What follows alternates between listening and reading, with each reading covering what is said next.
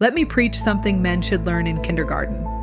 Women are reciprocators, not initiators, not rescuers, not fucking rehab centers for broken men with mommy issues. When a woman feels safe, when she feels seen, when she feels valued, when she feels emotionally protected, she blooms. She multiplies everything good. She elevates the whole relationship like she's building IKEA furniture out of thin air. But if you give her confusion, inconsistency, mixed signals, ego, silence, emotional crumbs, she will turn cold. She will withdraw. She will shut down. Not because she's bitter, but because she's tired. Tired of blooming in soil that refuses to be watered. We step after you step. We open after you create safety. We follow after you lead with clarity and integrity. Women don't want a master.